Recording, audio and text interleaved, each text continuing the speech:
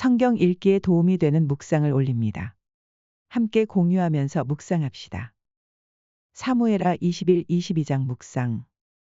사무엘하 21장의 내용은 좀처럼 이해하기 어렵습니다.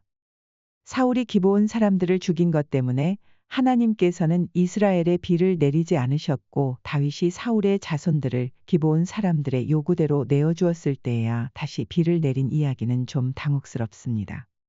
하지만 현대의 관점이 아니라 그 당시의 관점에서 이해해 보아야 합니다.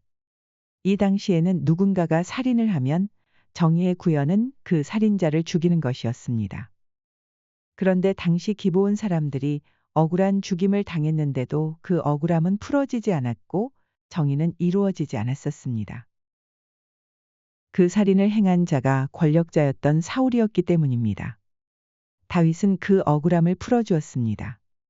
오늘날에는 이것 또한 불합리해 보이지만 당시로서는 최선의 선택이었습니다. 정의가 이루어지도록 하는 것은 왕이 해야 할 임무였습니다. 도둑질을 하는 등 잘못을 저지른 사람이 있다면 처벌받지 않고 내버려 두는 것이 잘못이듯 왕은 정의의 문제를 해결해야 했습니다.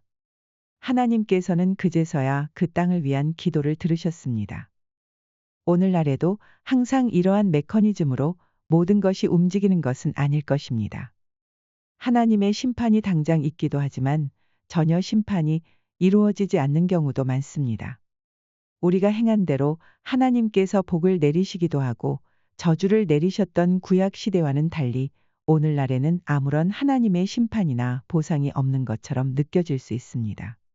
하지만 우리는 하나님께서 온 세상의 심판자이심을 믿고 그 앞에서 진실하게 살아야 합니다. 예수님께서는 말씀하셨습니다. 그러므로 예물을 제단에 드리려다가 거기서 내 형제에게 원망들을 만한 일이 있는 것이 생각나거든 예물을 제단 앞에 두고 먼저 가서 형제와 화목하고 그 후에 와서 예물을 드리라. 혹시 누군가 나에 대해서 원망하는 일이 없는지 살펴보아야 합니다.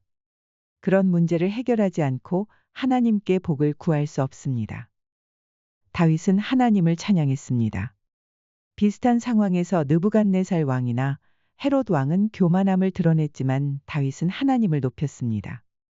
하나님께서 피할 바위가 되어주셨고 구원자가 되어주셨음을 노래했습니다. 사실 하나님의 도우심이 없는 게 아니라 그 하나님의 도우심을 알지 못하는 것이 문제입니다.